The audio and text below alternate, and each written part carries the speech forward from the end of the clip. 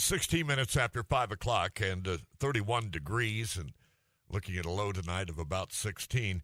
And we're going to talk right now, as a matter of fact, with Daryl Richardson with NDAWN, North Dakota Ag Weather Network. And thank you for taking time from your busy schedule this evening to join us, Daryl. Oh, always a pleasure to be with you, Jack. The question is, what do you, climatologist, think El Nino will do for us as far as our winter here in 2023-24?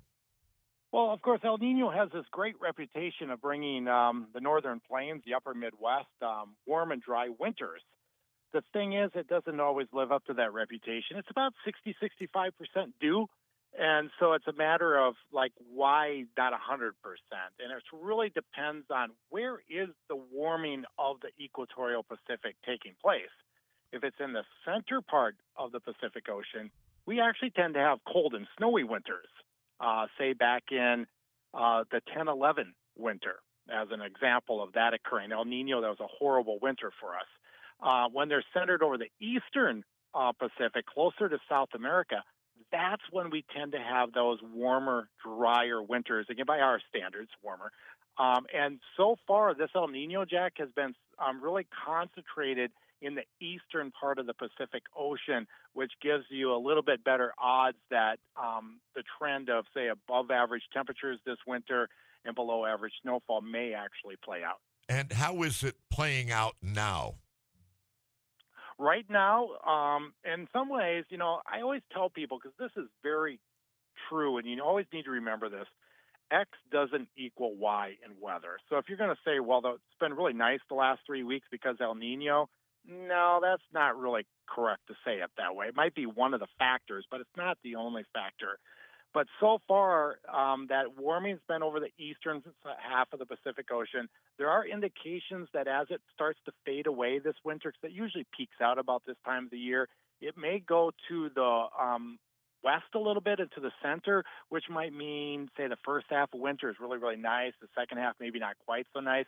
But I really think the odds are pretty good. There's no guarantees, of course, in this business, that we will finish with above average temperatures and below average snowfall. But you have to remember, Jack, when people are talking about winter forecasts, they're only talking about December, January, and February. And we all know in Fargo, our winters last longer than just February. Right, Daryl. Well, being you're with North Dakota Ag Weather Network, do farmers plan their orders or any of their farming based upon the nuance that El Nino might bring?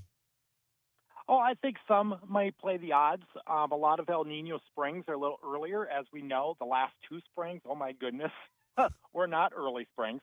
And so El Nino would increase the odds of that. But so often in our climate, one big storm, say on April 10th through the 15th, would alter a lot of your plans very quickly.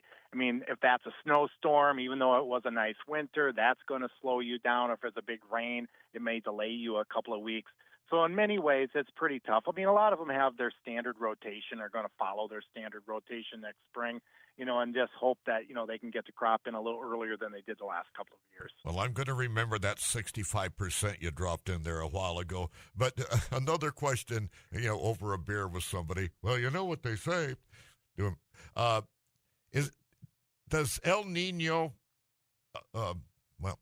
is El Nino affected by climate change, or is it climate change?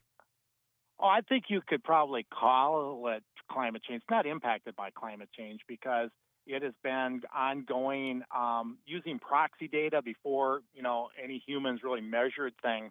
The El Nino, La Nina cycle, because you have to remember, we're 3 years under La Nina, and this El Nino will be boom, boom, gone. It's already peaking right now. By next spring, it's going to be gone.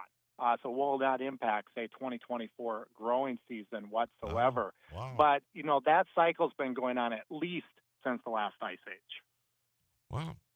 I learned something new again with this conversation. Daryl Richardson, thank you for joining us here on the Drive Time News Hour. It's always a pleasure to have you share your wealth of knowledge with us about. As it is with me chatting with you, Jack. You have a good day. See you now.